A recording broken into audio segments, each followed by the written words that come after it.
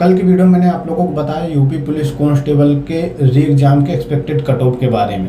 काफ़ी हद तक या फिर कह सकते हैं कि लगभग 90% लोग बताई हुई कट ऑफ से सहमत हैं। अगर आपने नहीं देखा है तो देख लेना। फिलहाल इस वीडियो में बात करने वाला हूँ नॉर्मलाइजेशन के बारे में कि नॉर्मलाइजेशन कैसे होगा और किस शिफ्ट वालों को ज़्यादा बेनिफिट होगा, किस शिफ्ट वालों को नंबर बढ़ेंगे, किसके कम होंगे।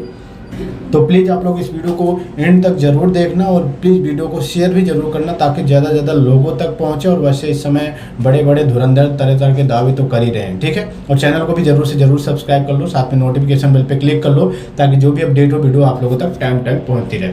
देखो, इस बार आपका भर्ती बोर्ड जितनी पोस्टें हैं उससे 3 गुना कैंडिडेटों को DVPST के लिए बुलाने वाला है। मतलब कि इससे पहले आप लोगों ने देखा होगा 2.5 गुना अभ्यर्थियों को DVPST के लिए बुलाया जाता था, लेकिन इस बार 3 गुना कैंडिडेटों को बुलाया जाएगा। मतलब 1,80,000 के आसपास कैंडिडेट पहले राउंड में DVPST के लिए पार्टिसिपेट करेंगे, ठीक है, पास होंगे। यहाँ पर ये न्यूज़ भी आप लोगों ने देखा होगा कि लिखित परीक्षा में चयनित अभ्यर्थियों को सूची जारी करने के लिए बाद कुल पदों के 3 गुना अभ्यर्थियों को शारीरिक दक्षता परीक्षा दस्तावेज में बुलाया जाएगा। तो जाहिर सी बात है कि अब 3 गुना कैंडिडेटों को बुलाया जा रहा, तो कहीं ना कहीं थोड़ा सा कैंडिडेटों को कट ऑफ में थोड़ी राहत मिलेगी, थोड़ी कम जाने की संभावना है क्योंकि ज़्यादा कैंडिडेटों को बुलाया जाएगा तो जाहिर सी बात है थोड़ा सा कमी रहेगी कट ऑफ, ठीक है। बाकी कट ऑफ वगैरह तो आप लोगों ने बहुत देख ही लिया होगा, सबके अपने राय हैं, सब लोग अपने अपने ताल ठोक रहे हैं, कोई कुछ बता रहा। चलिए मेन बात करते हैं नॉर्मलाइजेशन के बारे में कि नॉर्मलाइजेशन कैसे होगा और किस शिफ्ट वाले कैंडिडेटों के नंबर बढ़ सकते हैं और बढ़ेंगे तो कितने नंबर बढ़ सकते हैं।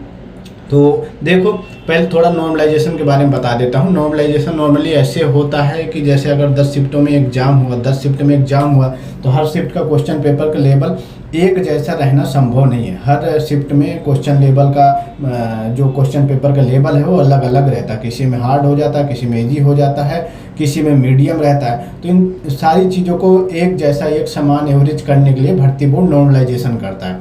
अब नॉर्मलाइजेशन में जैसे अगर किसी शिफ्ट में हार्ड क्वेश्चन पेपर का लेवल है तो उसमें एवरेज कैंडिडेट अगर मतलब कि 150 क्वेश्चन है तो उसमें अगर मतलब कि 90 क्वेश्चन अटैम्प्ट कर रहे हैं। किसी शिफ्ट में अगर वो क्वेश्चन पेपर का लेवल इजी है, ठीक है, और उसमें कैंडिडेट एवरेज मतलब कि 120 क्वेश्चन अटैम्प्ट कर पा रहे हैं। तो जाहिर सी बात है कि जो हार्ड शिफ्ट के कैंडिडेट हैं, जो शिफ्ट हार्ड थी तो उस शिफ्ट में नॉर्मलाइजेशन में नंबर आपके बढ़ जाते हैं और जो इजी हो जाते हैं उसके कम हो जाते हैं। कई बार कम होते हैं, कई बार उतने ही रहते हैं, लेकिन हार्ड वाले के बढ़ जाते हैं। यहाँ पे हार्ड वालों को बेनिफिट हो जाता है, ठीक है। पिछली बार जो हुआ था उसमें 10-10, 12-12 नंबर भी नॉर्मलाइजेशन में बढ़े थे और इस बार भी सेम ऐसे ही हुआ। इस बार तो आपका और भी 10 शिफ्टों में हुआ, थोड़ा लंबा एग्जाम चलो तो जाहिर सी बात है 10-15 नंबर आराम से कम ज़्यादा होंगे, ठीक है। मतलब बढ़ने की ज़्यादा संभावना 10-15 नंबर, 3-4-5 नंबर कम भी किसी के हो सकते हैं, ठीक है। तो 10 से 15 नंबर तक आराम से किसी कैंडिडेट के बढ़ सकते हैं और किसी के 2-4-10 नंबर कम भी हो सकते हैं अकॉर्डिंग टू योर शिफ्ट, ठीक है। अब मेन बात करते हैं कि देखो, ये कल भी मैंने आप लोगों को बताया था, काफ़ी चीज़ें देखने के बाद, काफ़ी सर्वे करने के बाद ये चीज़ें आपको बताई थी। तो कल वाली वीडियो अगर देखा है तो उन लोगों को थोड़ा आइडिया हो, फिर भी मैं आपको बता देता हूँ कि देखो 23 का जो आपका एग्ज़ाम हुआ तो उसमें सब्जेक्ट वाइज बात करें तो देखो GK GS में आपके फर्स्ट शिफ्ट में मैक्सिमम कैंडिडेट 15 से 17 क्वेश्चन अटैम्प्ट कर पा रहे थे। मैथ्स में आपके 14 से 17 क्वेश्चन अटैम्प्ट कर रहे थे। रीजनिंग में आपके 36 से 40 और हिंदी में आपके 25 से 27 के क्वेश्चन के आसपास अटैम्प्ट कर पा रहे थे। वहीं सेकंड शिफ्ट की बात करें तो GK GS में 17 से 19, मैथ्स में 15 से 18, रीजनिंग में 34 से 38 और हिंदी में 27 से 38। अब यहाँ पर एक चीज़ ये भी क्लियर कर दो कि कोई कैंडिडेट अगर किसी का GK GS अच्छा है तो जाहिर सी बात है कि वो अच्छा स्कोर उसमें किया होगा, लेकिन कोई भी कैंडिडेट सभी चीज़ों में एक्सपर्ट नहीं होता। कहीं ना कोई उसका वीक पॉइंट होता है। तो अगर GK GS किसी का अच्छा है तो मैथ हो सकती है उसकी ख़राब हो, मैथ अच्छी हो सकता है रीजनिंग ख़राब हो। तो एक में तो वो अच्छा स्कोर कर लेगा लेकिन एक में कहीं ना कहीं वो मात खा जाएगा, ठीक है। तो ये चीज़ें एवरेज वाली हैं, ठीक है, और ये मैक्सिमम कैंडिडेटों का डेटा है, ठीक है। उसके बाद 24 की बात करें तो 24 का आपका फर्स्ट शिफ्ट में 19 से 21 और मैथ में आपके 17 से 19, रीजनिंग में आपके 35 से 39 और हिंदी में आपके 30 से 32 क्वेश्चन के आसपास कैंडिडेट क्वेश्चन अटेम्प्ट कर पा रहे थे। सेकंड शिफ्ट में 18 से 20 आपके जीके जीएस, मैथ में 16 से 18, रीजनिंग में आपके 34 से 36 और हिंदी में आपके 32 से 34 के आसपास क्वेश्चन अटेम्प्ट कर पा रहे थे कैंडिडेट, ठीक है, मैक्सिमम कैंडिडेट। 25 की बात करें तो 25 का आपका जीके जीएस में फर्स्ट शिफ्ट 20 से 22, मैथ में आपके 14 से 16, रीजनिंग में आपके 32 से 34, हिंदी में आपका 34 से 32 क्वेश्चन मैक्सिमम कैंडिडेट अटेम्प्ट कर पा रहे थे। और ऐसे ही सेकंड शिफ्ट में यहाँ पे आप लोग देख ही सकते हैं कि 16 से 18, 16 से 18, 33 से 35 और 32 से 34।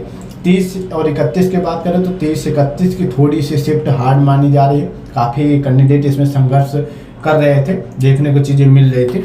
तो 30 वाला आपका फर्स्ट शिफ्ट में 15 से 17 जीके जीएस में, मैथ्स में 17 से 19, रीजनिंग में 34 से 36, हिंदी में 30 से 32। सेकंड शिफ्ट 14 से 16 और उसके बाद आपका मैथ में 15 से 17, रीजनिंग में 32 से 34 और हिंदी में 28 से 30 क्वेश्चन। 31 का फर्स्ट शिफ्ट 13 से 15 जीके जीएस, सेकंड शिफ्ट 17 से 19 और मैथ्स में 18 से 19 मैथ, सेकंड शिफ्ट में 14 से 16 और रीजनिंग में 33 से 35 रीजनिंग फर्स्ट शिफ्ट और सेकंड शिफ्ट 32 से 34। वहीं आपका हिंदी में 26 से 28 फर्स्ट शिफ्ट और 25 से 27 सेकंड शिफ्ट में मैक्सिमम कैंडिडेट मतलब कि क्वेश्चन अटेम्प्ट कर पा रहे थे। अब देखो ओवरऑल की बात करें तो यहाँ पर ये क्वेश्चन का जोड़ा गया है कि टोटल क्वेश्चन और उसके बाद फिर आपके मार्क्स। तो यहाँ पर 23 में फर्स्ट शिफ्ट में मैक्सिमम कैंडिडेट के 90 क्वेश्चन सही हो रहे थे, एवरेज 80 के आसपास, 180 के आसपास नंबर बन रहे थे। आपका सेकंड शिफ्ट में 93 और मार्क्स की बात करें तो 186 के आसपास। 24 का थोड़ा सा जो क्वेश्चन पेपर का लेवल था अकॉर्डिंग टू फर्स्ट शिफ्ट थोड़ा सा इजी था, तो इसमें 101 क्वेश्चन सही और 102 नंबर।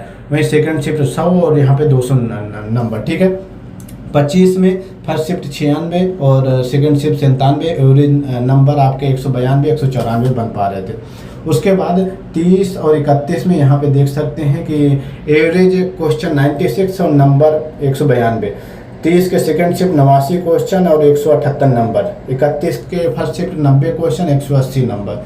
आपका 31 के सेकंड शिफ्ट 88 क्वेश्चन और 176 नंबर, ठीक है। तो और एवरेज की बात करें तो एवरेज जितने 10 शिफ्ट हुए हैं तो एवरेज में अगर बात करें तो देखो ओवरऑल शिफ्ट में 94 क्वेश्चन मैक्सिमम कैंडिडेट सही मतलब कि नंबर क्वेश्चन बन रहे हैं और नंबर की बात करें तो 188 बन रहे हैं, ठीक है। अब यहाँ पर नॉन लाइसेंस जो होगा उसमें किस शिफ्ट वाले कैंडिडेटों को फायदा हो सकता है। तो देखो अब ये 24 की फर्स्ट सेकंड शिफ्ट काफ़ी इजी मानी जा रही है, तो जायज़ सी बात है कि इनके हो सकता है नंबर कम हो जाए या फिर कम ना भी हो। मैं ऐसा नहीं कह रहा हूँ कि कम ही होंगे, अगर कम ना ही भी होते हैं तो जितने क्वेश्चन उन्होंने अटैम्प्ट किए हैं और जितना उनको स्कोर मिलता है, नंबर मिलते हैं। लेकिन जो शिफ्ट आपकी हार्ड है, लाइक यहाँ पर अगर बात करें तो 31 की सेकंड शिफ्ट सबसे हार्ड मानी जा रही है, ठीक है। उसके बाद फिर आपका 30 की सेकंड शिफ्ट हार्ड मानी जा रही है। तो जायज़ सी बात है कि नॉर्मलाइजेशन में इनके 5 से 7 10 नंबर तक भी बढ़ सकते हैं, ठीक है।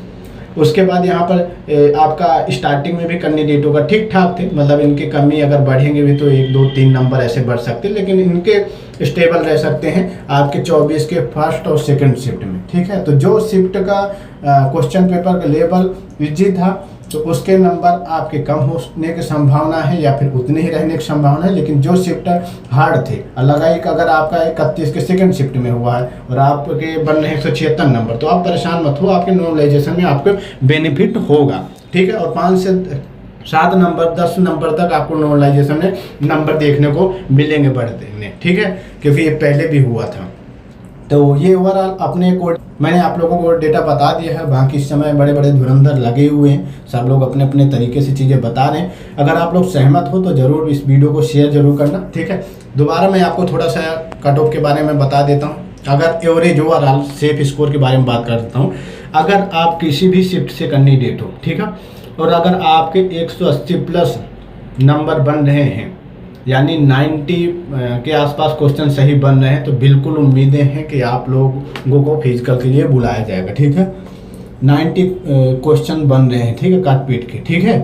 तो 180 वाले पूरी उम्मीद बना रखो। नॉर्मलाइजेशन में अगर आपके ऊपर कृपा हो गई, आपके शिफ्ट के ऊपर कृपा हो गई, तो भैया पूरी संभावना होगी आपको लिए बुला लिया जाए, ठीक है। बाकी यहाँ पे देख लो कैटेगरी वाइज, फीमेल का भी बता दिया 170 180 के आसपास, अगर आपका बन रहा है चीज़ें, नंबर बन रहा है, तो बिल्कुल संभावना है फिजिकल की तैयारी करो, रनिंग की अच्छे से तैयारी करो। चलिए, बाकी और कोई क्वेश्चन वगैरह हो तो कमेंट करके जरूर बताओ। बाकी अपडेट के लिए आप लोग चैनल को जरूर सब्सक्राइब कर लो, साथ में नोटिफिकेशन बेल पे क्लिक कर लो, ताकि जो भी अपडेट हो वीडियो आप लोगों तक टाइम टू टाइम पहुँचती रहे। धन्यवाद एंड टेक केयर।